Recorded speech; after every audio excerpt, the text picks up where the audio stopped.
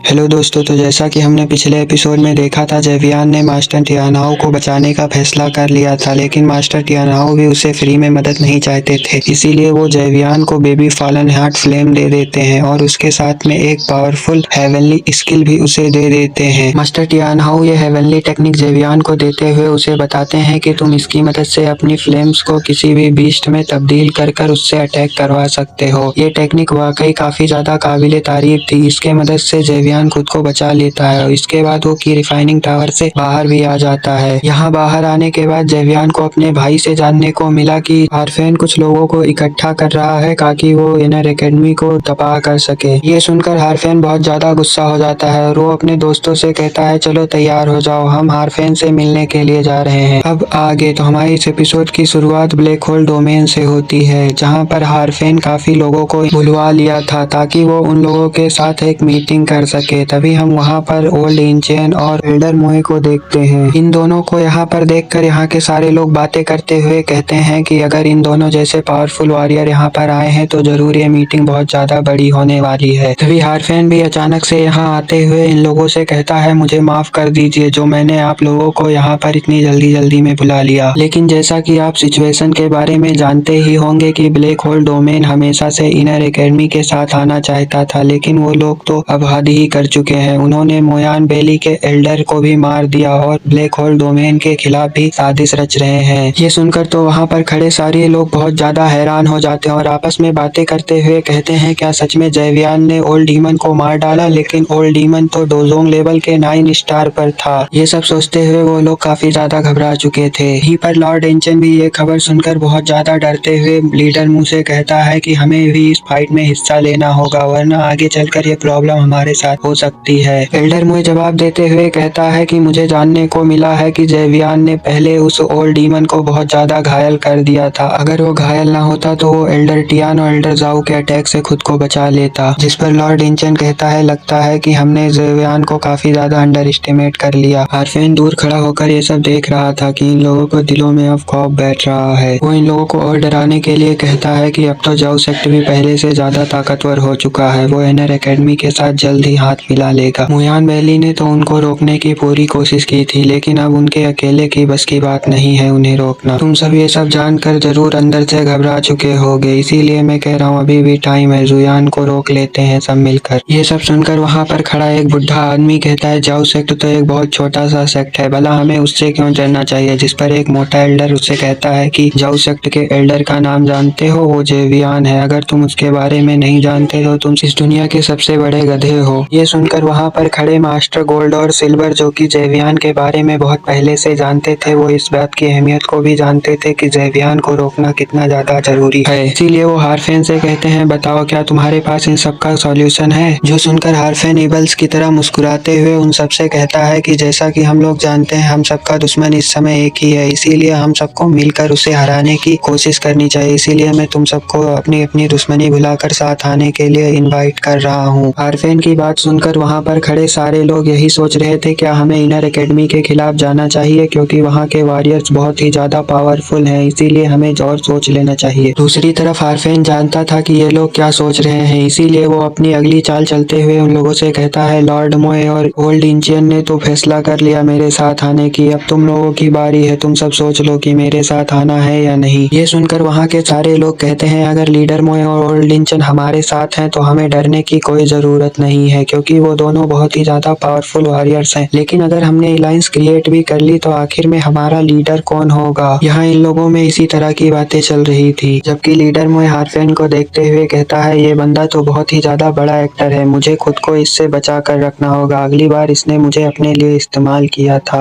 दूसरी तरफ हार्फेन यहाँ पर मौजूद सभी लोगों से कहता है कि लीडर तो मैं ही हूँगा, चाहे तुम लोग मेरा साथ दो या ना दो। अगर तुम लोग मेरा साथ दोगे तो हम लोग जाकर फाइट करेंगे और हो सकता है कि हम लोग इस फाइट में जीत भी जाएं। अगर तुम लोग मेरा साथ नहीं दोगे और मैंने फाइट की और हम ये फाइट हार गए तो भी युनची तुम लोगों को नहीं छोड़ेगा। एक ना एक दिन इनर एकेडमी के सारे डिसाइपल तुम्हारे दरवाजे तक आ जाएंगे और फिर तुम क्या करोगे? वो तो तुम्हें आसानी के साथ मार देंगे। अगर तुम लोगों को लड़ने से डर लगता है तो तुम लोग अभी के अभी सरेंडर कर दो। ये सब सुनकर वहाँ पर खड़े कुछ लोगों का खून उबल जाता है। वो कहते हैं, अभी तक हमारा जमीर नहीं मरा, इसीलिए हम जब तक जिंदा हैं तब तक किसी के आगे घुटने नहीं टेकेंगे और हार भी नहीं मानेंगे। वो इससे पहले बोले कि हमारे घर तक आएंगे उससे पहले हम उन्हें पूरे तरह से निस्तो नाबूद कर देंगे। ये सब सुनकर तो हारफेन को खुशी हो रही थी कि तभी अचानक उसके पीछे से कोई ताली बजाते हुए आ जाता है। ताली की आवाज सुनकर सभी लोग पीछे पलट कर देखते हैं और ये ताली बजाने वाला कोई और नहीं बल्कि जेवियन ही था, जो कि हारफेन की चालाकी को देखकर उसे अप्रिशिएट कर रहा था। जेवियन अपने सारे दोस्तों के साथ यहाँ पर पहुंच चुका था, जो कि यहाँ पर पहुंचते ही हारफेन से कहता है तुम तो कुछ ज्यादा ही चालाक निकले, तुम इन लोगों को मेरे खिलाफ भड़का रहे हो, जबकि तुम्हें ये बात भी मालूम है कि इन लोगों को मेरे सामने सरेंडर करना ही होगा, लेकिन ये तब होगा जब ये लोग मुझसे दुश्मनी करेंगे। जेवियन की ये बातें सुनकर हारफेन चिल्लाते हुए कहता है तुम्हें क्या लगता है यहाँ के सारे लोग क्या तुमसे डरते हैं? दरअसल वो उन लोगों को भड़काने की कोशिश कर रहा था। जो सुनकर जेवियन वहाँ नीचे खड़े सारे लोगों को बहुत ही ज्यादा गुस्से में देखता है, लेकिन सच्चाई तो ये थी कि वो लोग भी अंदर से जेवियन से बहुत ज्यादा डर चुके थे। इसीलिए जेवियन उन लोगों से कहता है मेरी दुश्मनी सिर्फ हारफेन और मोयान बैली से है, अगर तुम लोग हारफेन और मोयान बैली का साथ ना दो तो तुम लोग मेरे दुश्मन नहीं हो, इसका मतलब तुम लोग मेरे दोस्त हो, इसीलिए मैं तुम लोगों को कुछ भी नहीं करूंगा और मैं यहाँ पर तुम लोगों को जिंदा भी छोड़ दूंगा। लेकिन अगर तुम लोगों ने हारफेन और मोयान बैली के साथ हाथ मिलाकर मुझसे दुश्मनी करने की कोशिश की तो मैं तुम लोगों को यहाँ पर बहुत ही बेरहमी के साथ मार दूंगा। जेवियन की धमकी भरी बातें सुनकर वहाँ पर खड़े सारे लोग बहुत ही ज्यादा घबरा चुके थे। हारफेन इन लोगों को देखकर समझ चुका था कि अगर उसने कुछ नहीं किया तो ये लोग यहाँ से भाग जाएंगे, इसीलिए वो जेवियन के ऊपर चिल्लाते हुए उससे कहता है कि हमारे साथ लॉर्ड मोए और ओल्ड इंचेन भी हैं जो कि तुम्हारे खिलाफ हैं। जो सुनकर जेवियन लॉर्ड मोए और ओल्ड इंचेन से कहते हैं क्या सच में तुम लोग मोयान बैली और हारफेन का साथ देकर मुझसे दुश्मनी लेना चाहते हो? जिस पर लीडर मुंह आगे की तरफ आते हुए जेवियन से कहता है हम लोग क्या करें जेवियन, वो बुद्धि लिक्विड हमारे लिए इतना ज्यादा जरूरी है कि हम लोग उसे लिए बिना यहाँ से नहीं जा सकते, ये हमारी बहुत बड़ी मजबूरी है। जो सुनकर ओल्ड इंचियन भी आगे की तरफ आते हुए जेवियन से कहता है कि अगर तुम यहाँ पर कोई पंगा नहीं चाहते हो तो तुम आसानी के साथ हमें वो बुद्धि लिक्विड दे दो, हम यहाँ से चले जाएंगे, हम तुमसे प्रॉमिस करते हैं। हारफेन तो यहाँ पर इन दोनों की बातें सुनकर अंदर ही अंदर इन लोगों को गद्दार बोल रहा था। साथ ही वो वहाँ पर खड़े मास्टर गोल्ड और सिल्वर को भी इशारा कर देता है कि जल्दी से जाकर जेवियन को यहाँ पर रोको। जो सुनकर मास्टर गोल्ड और सिल्वर तेजी के साथ जेवियन के आगे आ जाते हैं और वो उससे कहते हैं हो सके तो हमें माफ कर देना, लेकिन तुम यहाँ पर इनवाइटेड नहीं हो, इसीलिए तुम्हें यहाँ से जाना ही होगा। असल में वो लोग जेवियन को धमकाने की कोशिश कर रहे थे। उन दोनों का धमकी भरा लहजा सुनकर जेवियन मुस्कुराते हुए बिजली की तेजी के साथ जाकर उन दोनों का गला पकड़ लेता है और उनसे कहता है तुम अभी इतने ज्यादा पावरफुल भी नहीं हुए हो कि तुम मेरे साथ धमकी भरे लहजे में बात कर सको। जेवियन की ये बिजली से तेज रफ्तार देखकर वहाँ पर नीचे खड़े सारे लोग शॉक होते हुए कहते हैं आखिर में इस बंदे की एबिलिटीज क्या है, ये तो हमें पलक झपकते ही मार सकता है, इसकी रफ्तार जब इतनी तेज है तो इसकी स्ट्रेंथ तो बहुत ही ज्यादा होगी। ये सब सोचते हुए वो लोग अब इतना डर चुके थे कि वो अब जेवियन के सामने आने की हिम्मत ही नहीं कर सकते थे, जबकि पास में खड़ा लीडर मुंह जेवियन के नए विंग्स को देखकर समझ गया था कि ये तो उन्हीं स्केलेटन बीस्ट की मदद से जेवियन ने बनाया है। उसे अब बहुत ज्यादा पछतावा हो रहा था कि आखिर में उसने जेवियन को ये स्केलेटन बीस्ट क्यों दिया। जबकि दूसरी तरफ हम जेवियन को देखते हैं जो गुस्से के साथ गोल्ड और सिल्वर मास्टर के गले को दबा रहा था, जबकि वो लोग उससे जान की भीख मांग रहे थे। जेवियन ऐसे ही कुछ देर गुस्से में रहने के बाद उनके ऊपर रहम करते हुए उन्हें जमीन पर फेंक देता है और इन दोनों की ऐसी हालत देखकर वहाँ पर खड़े सारे लोग यही सोच रहे थे कि हमें यहाँ से जल्द भागना होगा वरना हम लोग यहाँ से जिंदा नहीं जा पाएंगे। दूसरी तरफ जेवियन अपने हाथों को साफ करते हुए एल्डर मुंह से कहता है एल्डर मुंह क्या आपका बेटा वापस कोमा से उठ गया है? जेवियन की ये बात सुनकर तो एल्डर मुंह को बहुत बड़ा झटका लग जाता है। इसके बाद वो जेवियन की तरफ देखते हुए उससे कहते हैं इसका मतलब तुम ही हो जिसने मेरे बेटे को पॉइजन दिया था। ये सब कहते हुए वो बहुत ही ज्यादा गुस्सा हो चुके थे, जबकि असल में प्रिंस को पॉइजन देने वाली पॉइजन गर्ल थी जिसने प्रिंस के पास से गुजरते हुए उसे पॉइजन दिया था। लॉर्ड मुंह जेवियन की ये सारी बातें सुनकर उससे गुस्सा होते हुए कहते हैं चलो जल्दी से अब मुझे उस पॉइजन का एंटीडोट दे दो। जो सुनकर जेवियन मुस्कुराते हुए कहता है कि इतनी आसानी से तो बिल्कुल नहीं, अगर तुम यहाँ पर मोयान बैली और मेरे बीच में ना आओ तो मैं तुम्हें वो एंटीडोट दे सकता हूँ। हारफेन जेवियन की बातें सुनकर समझ चुका था कि जेवियन क्या करने की कोशिश कर रहा है, इसीलिए वो गुस्सा होते हुए एल्डर मुंह से कहता है कि एक बार अगर आप मुझे जेवियन से जीतने में मदद करोगे तो मैं आपके बेटे को ठीक कर दूंगा। जो सुनकर जेवियन भी एल्डर मुंह से कहता है कि आपके बेटे के बॉडी में जो पॉइजन है वो कोई नॉर्मल पॉइजन नहीं है, इसके बाद भी क्या आप थोड़ा सा भी रिस्क लेना चाहेंगे, वो भी एक ऐसे इंसान के ऊपर भरोसा करके जिसे पॉइजन के बारे में कुछ पता ही नहीं है। ये सुनकर एल्डर मुंह थोड़ी देर सोचने के बाद जेवियन से कहते हैं क्या तुम वादा करते हो कि ये सारी प्रॉब्लम खत्म होने के बाद तुम मुझे मेरे बेटे का एंटीडोट दे दोगे? जिस पर जेवियन कहता है, मैं तुमसे पक्का वाला वादा करता हूँ, एक बार अगर ये प्रॉब्लम खत्म हो जाए तो मैं तुम्हें वो एंटीडोट दे दूंगा। जो सब सुनकर अब एल्डर मुंह भी जेवियन के ऊपर विश्वास करने के लिए तैयार हो गए थे। हार्फेन को ये सारी बातें पसंद नहीं आ रही थी, इसीलिए वो एक बार फिर से चालाकी करते हुए एल्डर मुंह को भड़काने की कोशिश करता है। वो कहता है, जेवियन के ऊपर विश्वास मत करो, वो बाद में तुम्हें एंटीडोट भी नहीं देगा। तभी हम देखते हैं लॉर्ड मू वहाँ पर हार्फेन को खामोश करते हुए उससे कहते हैं, ये मेरे बेटे की जिंदगी और मौत का सवाल है और मैं अपने बेटे को इस लड़ाई में दांव पर नहीं लगाऊंगा। ये सब कहते हुए वो यहाँ से हार मानकर आगे चले जाते हैं और एल्डर मू को ऐसे जाता हुआ देखकर ओल्ड एंशिएंट भी यहाँ पर फाइट करने से मना कर देता है। ये सब देखकर हार्फेन को काफी ज्यादा गुस्सा आ रहा था, जबकि दूसरी तरफ वहाँ पर खड़े सारे लोग भी इन दोनों को जाते हुए देखकर हार्फेन से कहते हैं, हमने तुम्हारा साथ इसी लिए देने को कहा था क्योंकि ये लोग तुम्हारे साथ थे, अब ये लोग भी तुम्हारे साथ नहीं है तो हम भी तुम्हारे साथ नहीं है। ये कहकर वो सब भी वहाँ से जाने लगते हैं। इन लोगों को ऐसे जाते हुए देखकर हार्फेन को यहाँ पर बहुत ज्यादा गुस्सा आ रहा था, लेकिन वो कुछ कर भी तो नहीं सकता था, इसीलिए वो जेवियन की तरफ देखते हुए उससे कहता है, मुझे लगता है तुम्हें मरने की बहुत ज्यादा जल्दी है, आज मैं तुम्हारी एक ख्वाहिश पूरी कर दूंगा। इसके बाद वो आसमान की तरफ देखते हुए कहता है, प्रोटेक्टर जुआन, हमारे प्लान बी को स्टार्ट करने का वक्त आ गया है। हार्फेन के ये कहते ही हम देखते हैं वहाँ पर पहाड़ से कुछ ब्लेडी ओला निकलकर हार्फेन के ऊपर इकट्ठा होना शुरू हो गया था, जो देखकर यहाँ के सारे लोग बहुत ही ज्यादा घबरा जाते हैं। और इसी इंटरेस्टिंग सीन के साथ हमारा ये वीडियो यहीं पर खत्म होता है। मिलते हैं नेक्स्ट वीडियो में। वीडियो पसंद आया हो तो वीडियो को एक लाइक करें, अगर चैनल पे नए हैं तो चैनल को सब्सक्राइब करें।